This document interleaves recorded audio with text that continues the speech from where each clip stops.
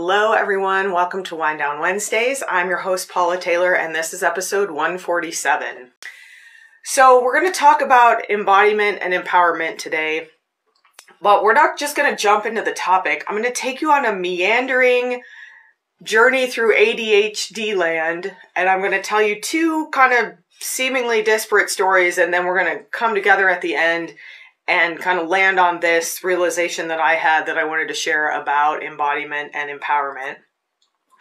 And I'm going to start by saying that I had to take a few days off. I worked myself to exhaustion. That's going to come back in the story. And I've been fighting a little bit of a virus. You might hear it a little bit in my voice. And I've had a little bit of a cough, which is partly why I'm filming during the day. I wanted to do it when I still had some energy, because at night, the last few days, I'm just out. So I had to take a couple days off, and it's the first time I've had a couple days off in a while. I went out of town and came back, but it's not the same as sort of having nothing to do, because I wasn't really feeling well enough to do anything.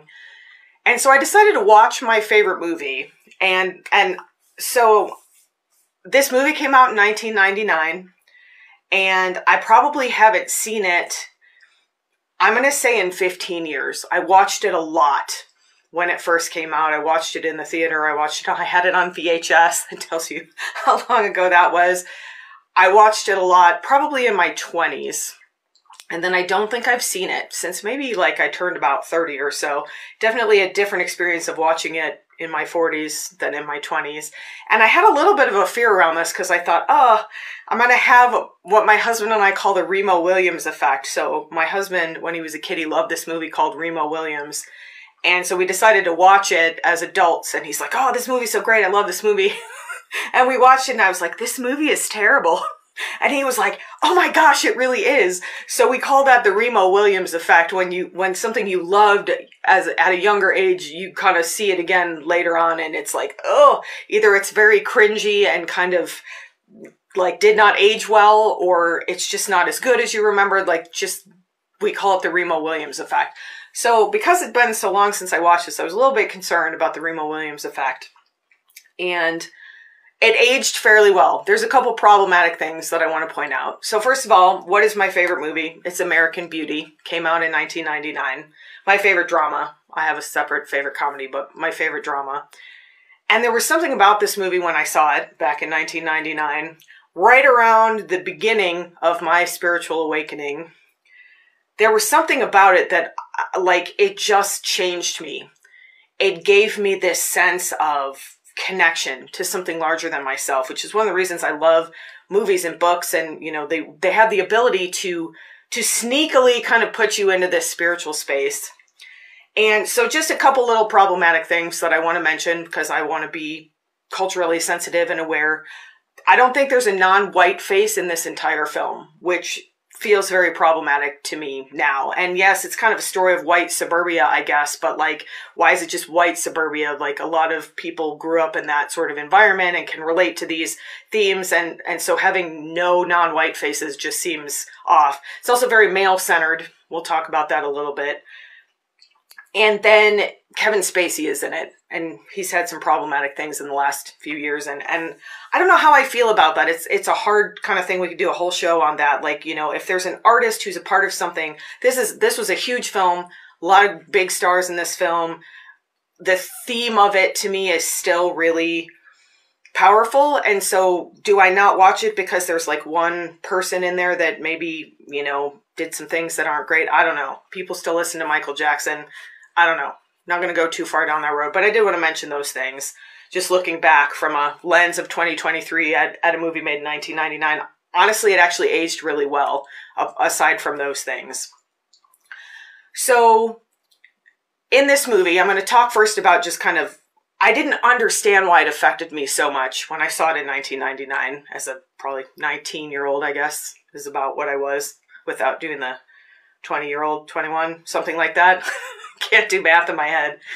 Told you it was an ADHD story. So there was something about it that really affected me. And watching it again now, I can articulate what that was. But there was something that was still kind of missing. So I'm going to take you down, again, this meandering ADHD path to this realization that I had last night. And I watched the movie a couple days ago, and it's kind of been percolating around in my brain and body for a few days. So if you haven't seen it, watch it. It's a great movie. But essentially, what's going on from my viewpoint now, with the words that I have to articulate that I probably didn't have at that age, is there's a bunch of triggered people in this movie. They're just acting out trauma triggers. You know, they've got different traumas, and they're all just sort of acting from this triggered state. And none of them are happy. They're feeling very empty. They're feeling very unfulfilled. And then there's this one character, happens to be a teenage boy, which again, I said kind of male-centered. And what I realized looking back at this, because this person just like, it was like, he's in a different dimension from these people. I think maybe literally, actually. And the actor, Wes Bentley, I don't know how he pulled that off at such a young age. Even at the time, I was like, how did he embody this character? We're going to get into that. I gave it away a little bit, but so there's this one character that is awake and aware and sort of fully aligned with who he is, and knows who he is, knows where he came from, recognizes that he's fully connected to God. He actually talks about it. He uses the word God again, source, universe, higher power, whatever word you want to, the divine, whatever you want to kind of plug in there that makes you less uncomfortable if God makes you uncomfortable. Completely knows who he is. And all these people are sort of buzzing around him in this trauma-triggered state. And I found it very affecting at that young age, watching this one person, and I thought, I want to be that. I don't know what that is, but I want to be that. I don't know. I didn't have the words for it. So when I was watching it this time around, I was like, oh yeah, this person is awake. They're aware. They know who they are. And that's kind of where I started. But I felt like still there was like something I was missing. And he's very fearless. That's one of this character's, like, emotionally fearless, making eye contact, saying things that other people find uncomfortable because he's just being honest and he's not kind of playing the game of social norms. And at one point he says, I don't have fear. I don't get scared. And I'm like, man, what a wonderful life. I don't think anybody quite ever gets all the way there. But this idea of being so fully kind of in alignment that you don't have fear anymore because you know deep down like who you are.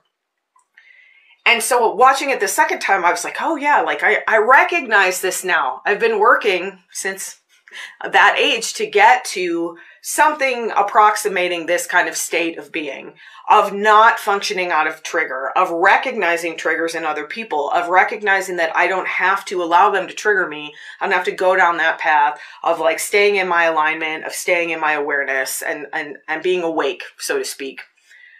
But there was something still like, it was really interesting. It's like looking at a puzzle and like the big middle piece of the puzzle is missing. And I'm like, I'm still missing something here. And as I was like talking through this, I'm going to launch into my other story, but as I was like talking through this, it was like, I still feel like this character, this person is here, and maybe like back in 1999, like I'm not even on the screen, I'm over here somewhere, and I'm closer, but like, what am I missing? There's a gap there. I still can't get to this full embodiment of what this character is.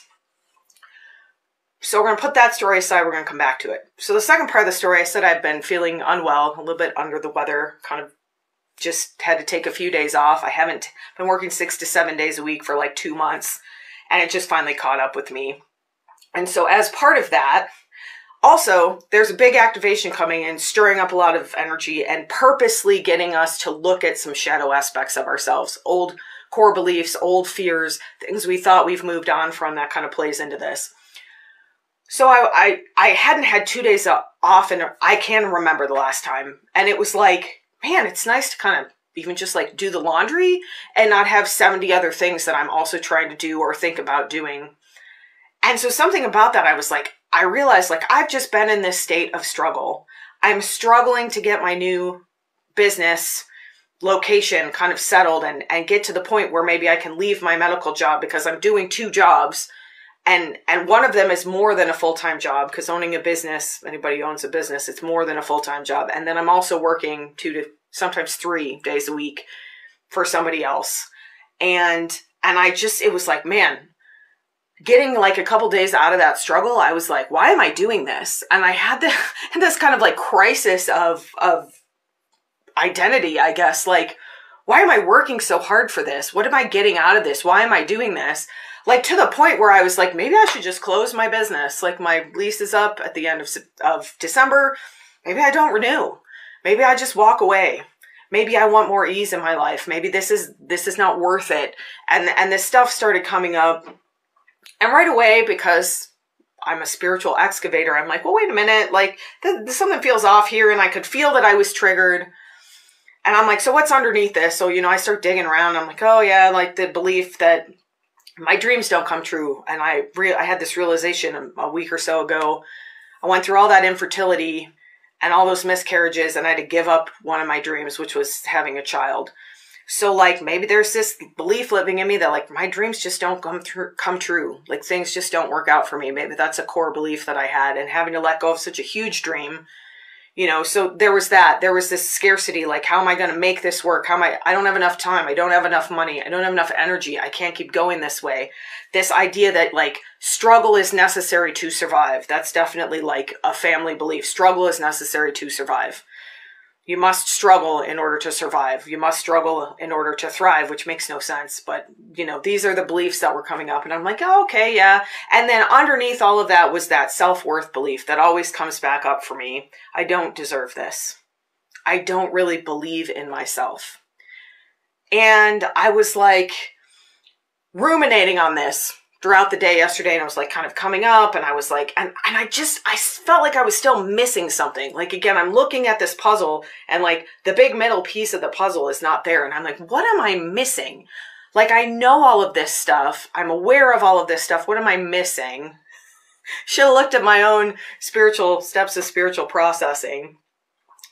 So I went to bed, and I was like, I just can't shake that I'm missing something. What is it? So I was like, what is it? I need help. I like to kind of meditate in bed, and I feel really close to my guides, and I could feel, all my guides around, and I'm like, what am I missing here? What am I afraid to look at? Because that's what a lot of times when beliefs come up, like even under those beliefs, there's something else. What is it that I'm afraid to see? Why am I feeling so triggered that I can't look underneath that kind of feeling of anxiety that's in my chest? What's deeper down in my body? And right away, this word, or 2 words, hyphenated word, came to me, self-sabotage. Right away, self-sabotage. And I was like, oh, well, that's interesting. And so I asked, where is this in my body?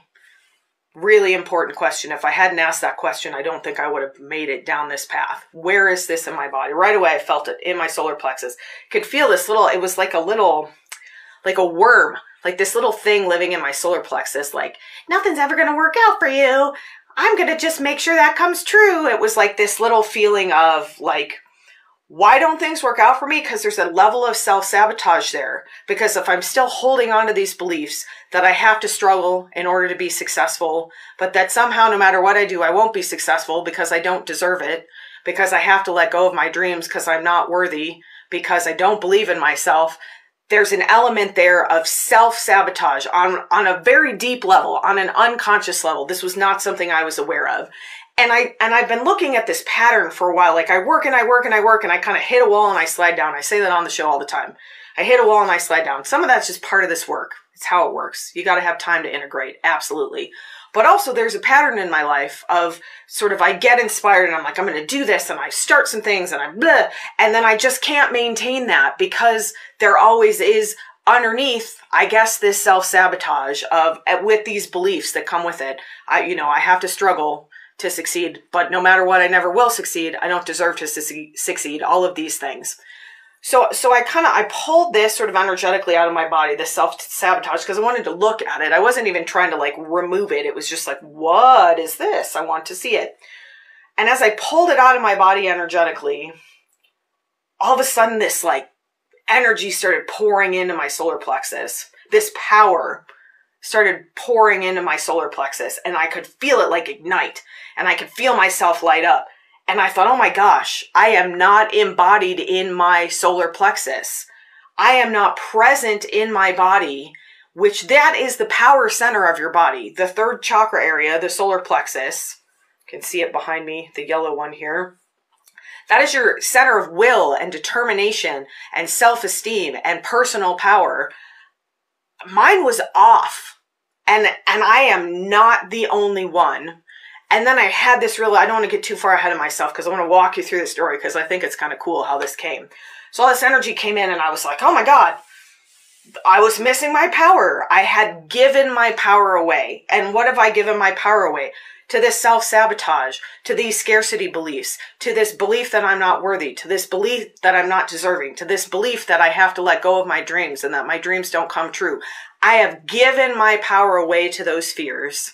And the result of that is that I'm in this cycle of self-sabotage where things start to get better and I feel really good about myself. And then all of a sudden things shut down and I never understand why.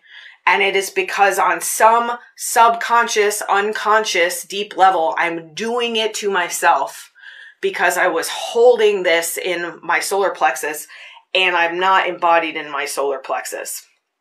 So let me get back to the movie and then we'll kind of keep going down this road a little bit. I'm jumping around. I told you it was an ADHD journey. So then I started thinking about the movie again, American Beauty, and I thought, oh my God, that is the piece that I was missing. And like, it was like, you know, like cartoon light bulbs above my head. All of these characters in this movie are disempowered for various reasons. Annette Bening's character, the mom, she grew up without anything and she is obsessed with success and there's never enough. She's got to fill, she's got that scarcity. So she's giving her power away to this belief that she'll never have enough, that she's not worthy. So she is disempowered and she runs around in the movie trying to get her power back. All of these people, they're trying to get their power back. She's shooting guns. She's having an affair. She's doing all these things.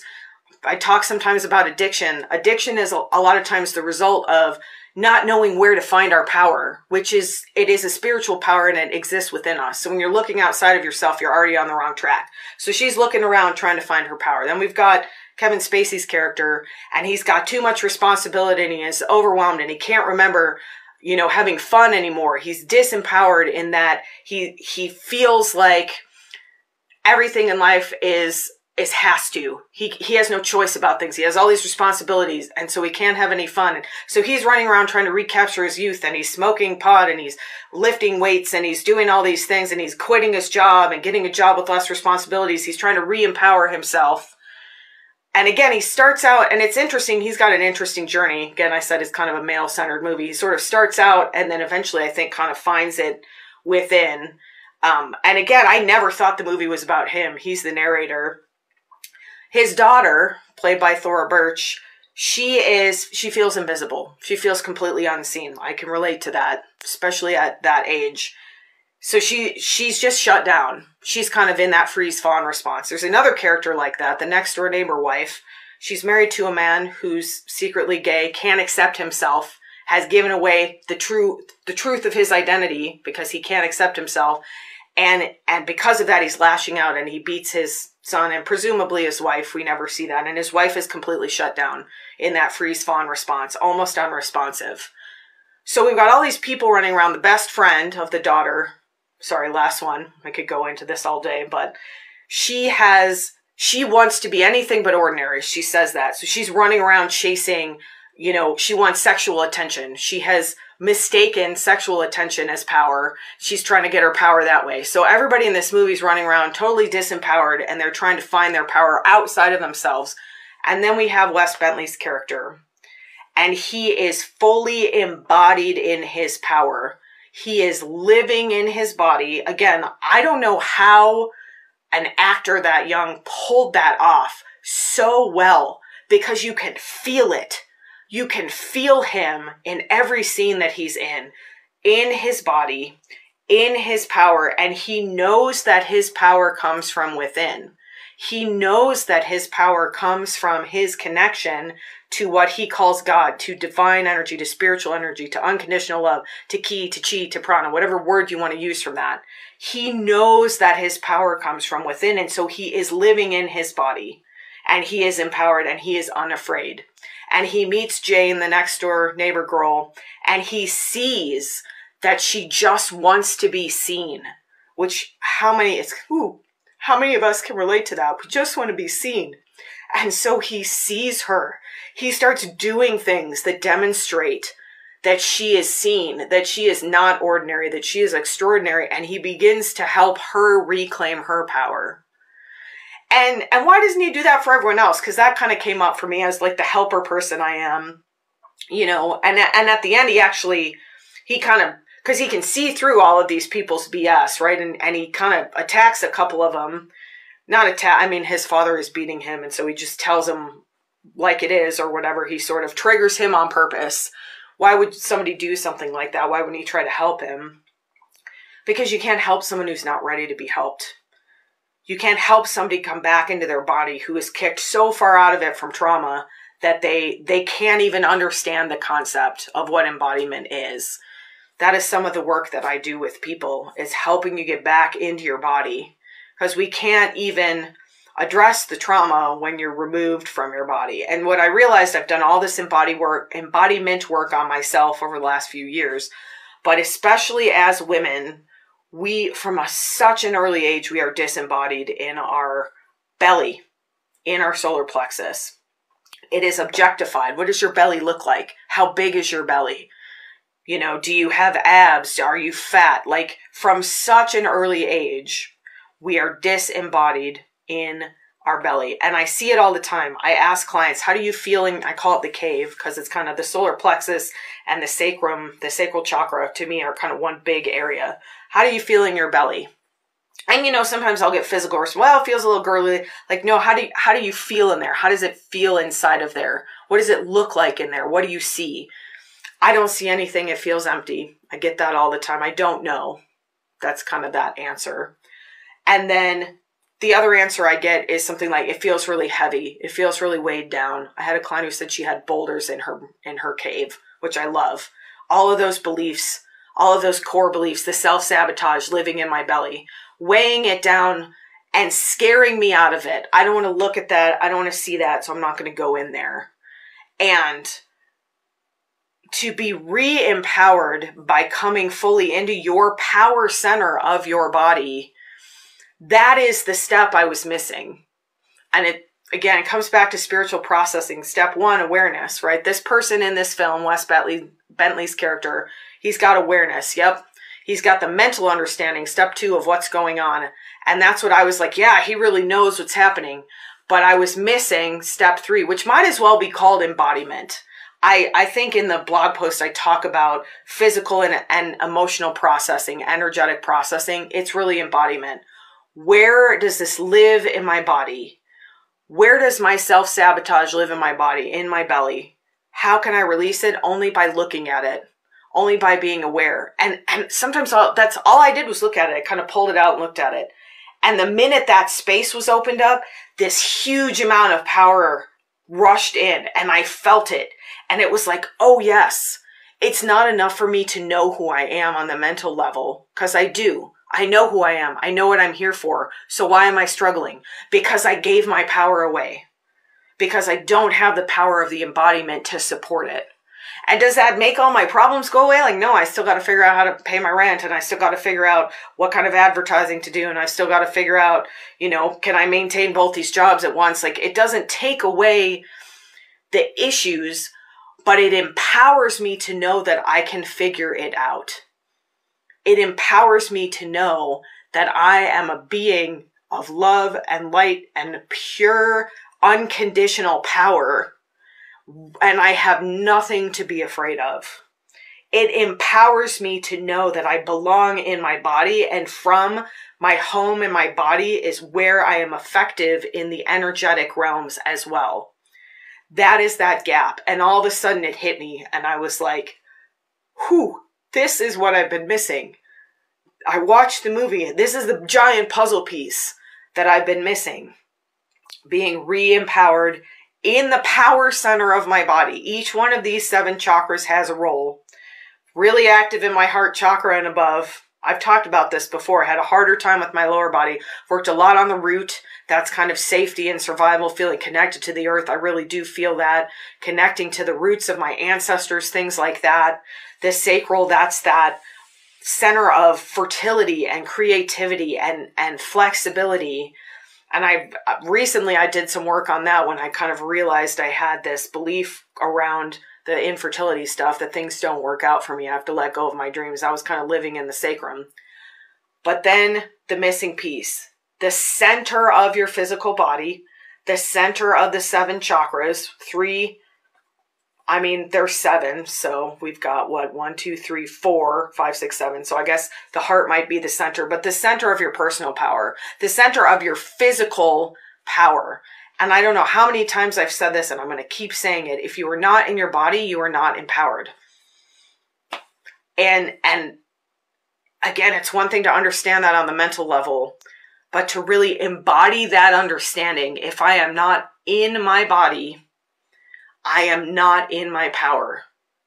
And how can I be effective? How can I expect to have a business that succeeds? How can I expect to juggle the responsibilities of my life? How can I expect to release struggle and find ease if I'm not even at home in my body?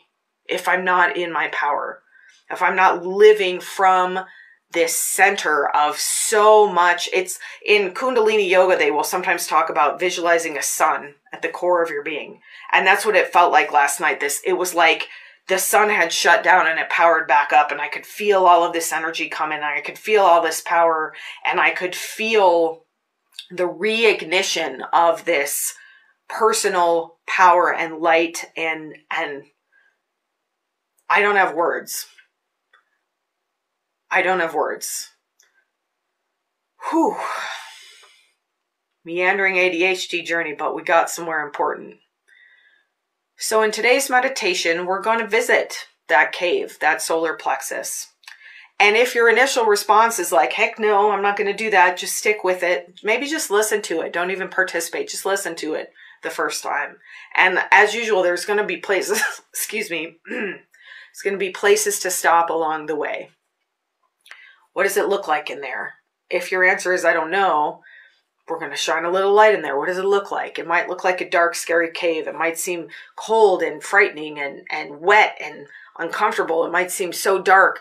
But when you start to look around in there, you will see, just like a cave in reality, there's these beautiful formations, beautiful minerals, beautiful lights, water, like just this flow of amazing power in your own body. And the first step is just coming back to awareness of what it feels like. We're going to do a little bit of interoceptive work. What does it feel like inside my belly? Can I sense the things inside my belly? And we'll just see where it goes. It's just a little bit of an introduction to that. And you might get turned back on like I did. And we're going to call in some light for that. We're going to do a little short sound because my throat's still not quite right. But it's probably one of those that you're going to want to come back and listen to this whole episode again. And you're going to want to come back and repeat this meditation. And it's going to make a difference. It's making a difference for me already. And I just had this realization last night.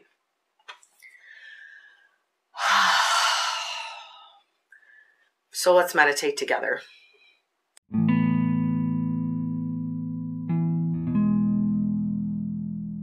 So for this meditation, find a comfortable position.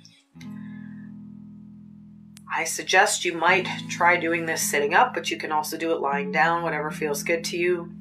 Just make sure you're comfortable in whatever position you come into. Let's do a little shake. Just kind of shake your arms, shake your hands. You can shake your head back and forth gently. Maybe wiggle your hips a little bit. Maybe pick each foot up if you're sitting in a chair. Kind of shake each foot. Shake your thighs around. Just shaking some energy loose. It's been a lot. There's a lot of energy coming in. So one of the ways to move it is with physical movement. So we're just going to start with that. A little bit of shaking. If you're lying on your back, you can just kind of pick up your hands and wrists, shake them around. Maybe you can even kind of roll wrists and ankles if the shaking doesn't feel good. And then come still, and let's do 3 deep oxytocin breaths. Let's tell our body that it's safe. Always, always, always before we meditate, let's tell our body that it's safe. So we're going to take a nice deep breath in through the nose. We're going to sigh it out through the mouth using an audible ha sound going from high to low. That vibrates the vagus nerve, tells the body it's okay, you're safe.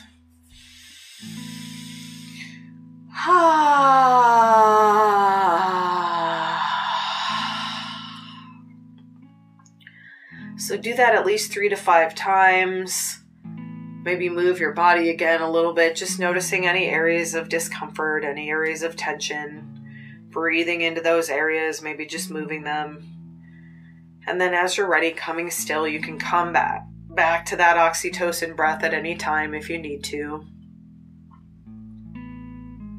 Deep breathing, and especially breathing out through the mouth, is a great way to introduce release. So if you feel like something's bubbling up, let the emotion come through. Use that deep breathing, especially oxytocin breathing, to just help move that through your system.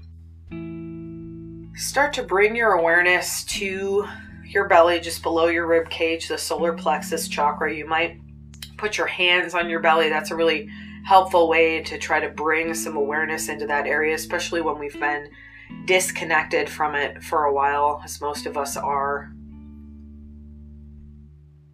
Bringing the hands there can help direct your awareness, help you get a sense of how it really feels.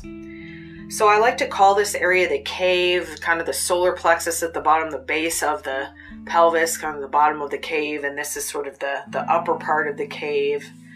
And this can be a scary area to explore. So you can stop anywhere along the way here. You can just sit with your hands on your belly, directing energy into that solar plexus.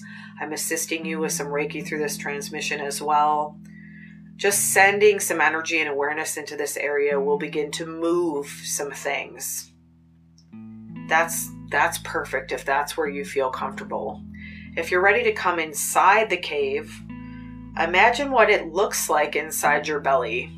We're talking about the energetic belly here. We're not talking necessarily about all the organs that are inside your physical belly.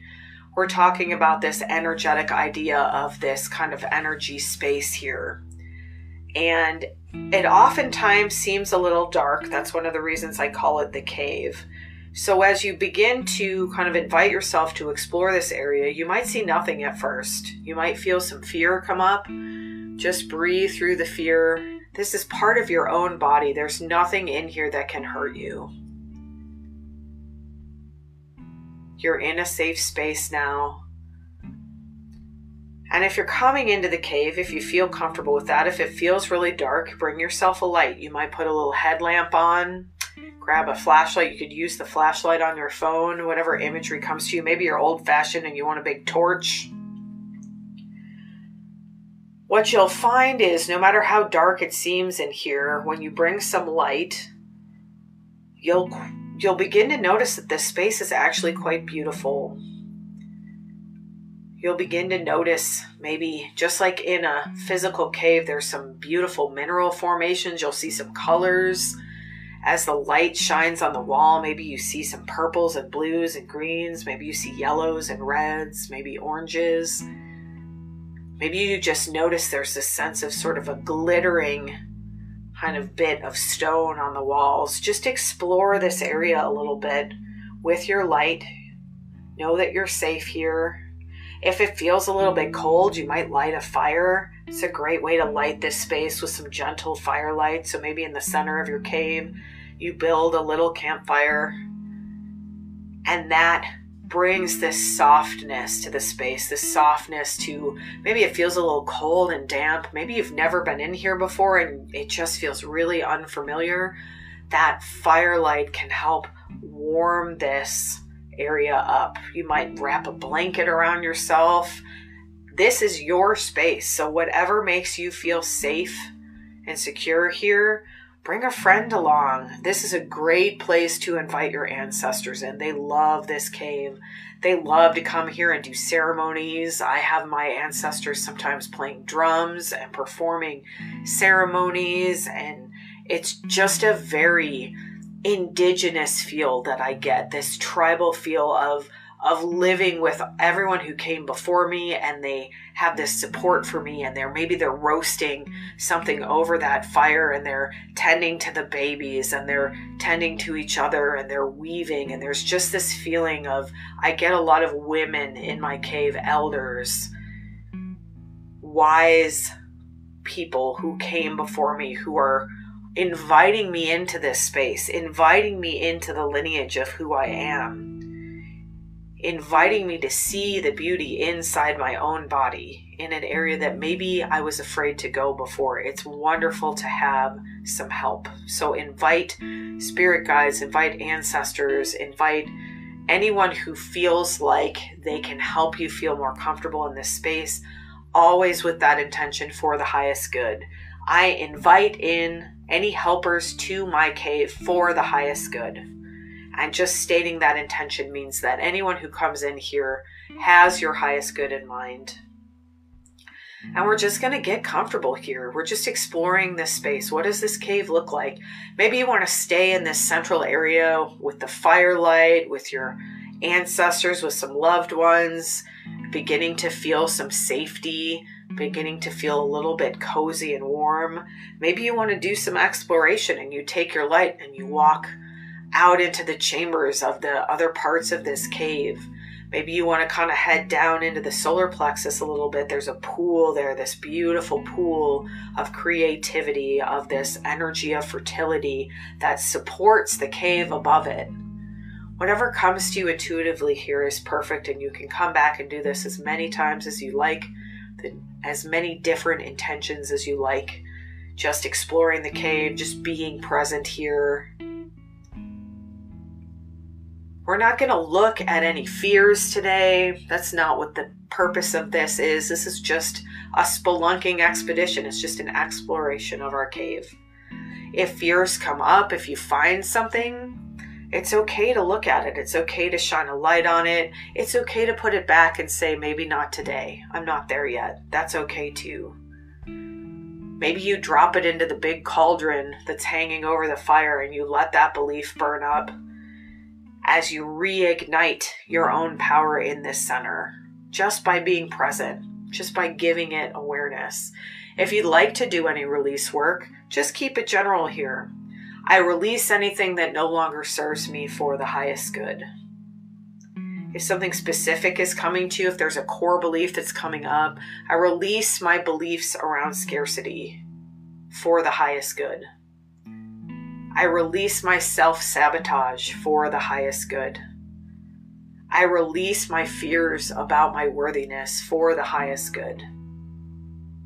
I release my need to struggle for the highest good. Whatever comes up here, feel free to release it if you'd like, but it's not necessary. You could just be present in this space.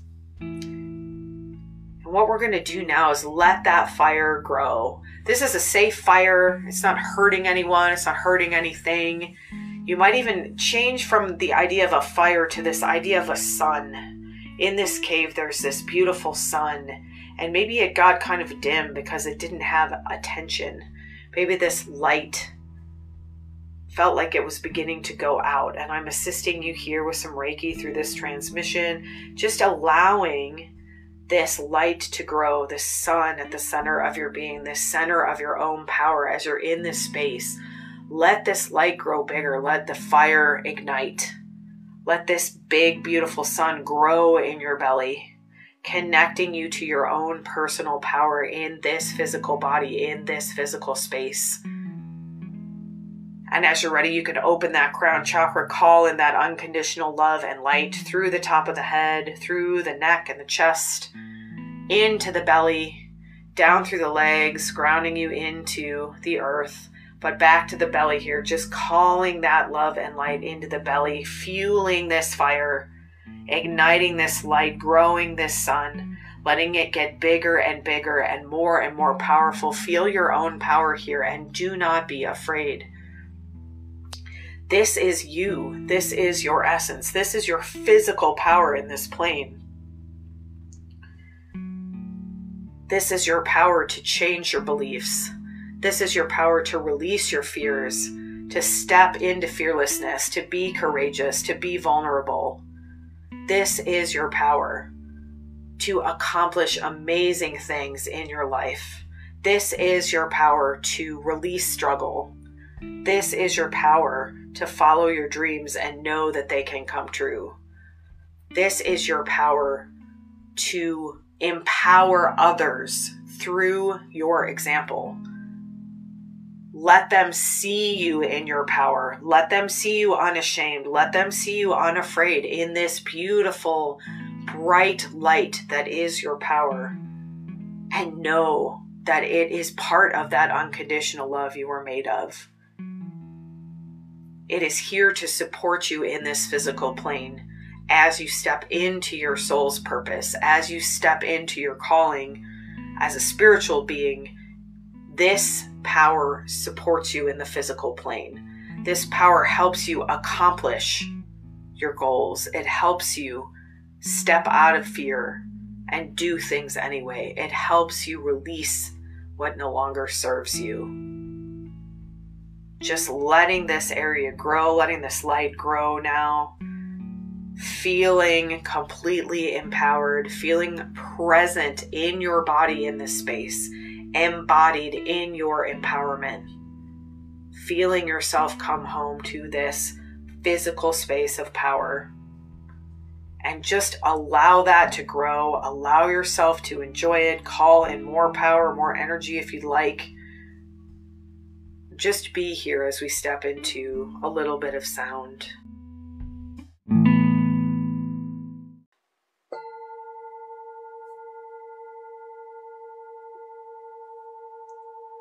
Ho ya ha ya ha ya ha ya ya oi ha ya ha oi. Ho ya ya ha ya ha ya ha ya ho ya ya ya hey. Ho ya ya ha ya.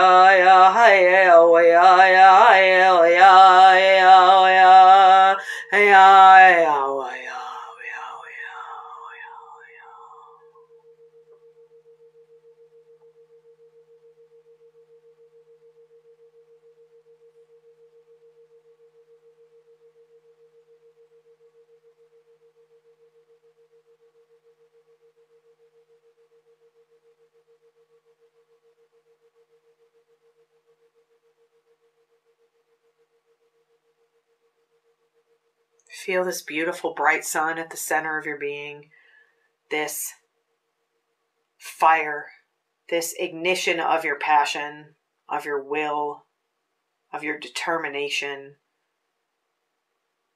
to live a fully aligned life, to live a life of courage and vulnerability, to live a life of alignment with that unconditional light and love that is the source of your being. Remember that you can come back to this space at any time. You can empower this space at any time. You can reconnect to your power at any time.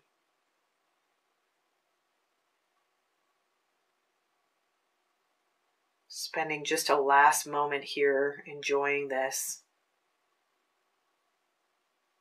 And maybe it's just a little spark this time. That's okay. Every time you repeat this, you will build that flame. You will build that sun. You will reignite further. Re-empower yourself. Coming into the body for that empowerment. Being at home in your belly. Letting go of your judgments about how it looks. Letting go of comments people have made to you over the years. Letting go of the cultural and family programming you received, that you are not enough, that you are not worthy. You are. Be in yourself now.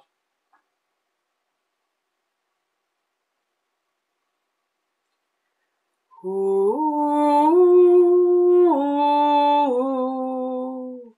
hey, ya, ya, oh. Ooh, ya, ya, ya, ya, ya, ya, oh. Say, ya, ya, ya, oh.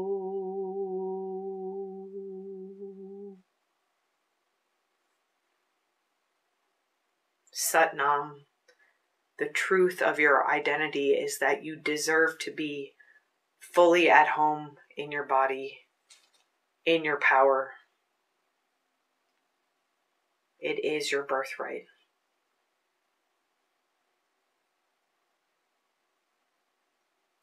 Slowly begin to move your body, taking some nice deep breaths as you'd like, setting the intention to release anything that no longer serves, to continue to call in this empowerment, this embodiment throughout the rest of your day or evening, the rest of your week, the rest of your month and year.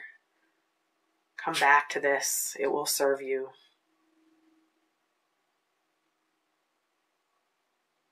Take 1 or 2 more deep breaths. And as you're ready, you can open your eyes. Thank you so much for joining me today. Have a fully embodied and empowered rest of your week, and I will see you next week for Wind Down Wednesdays.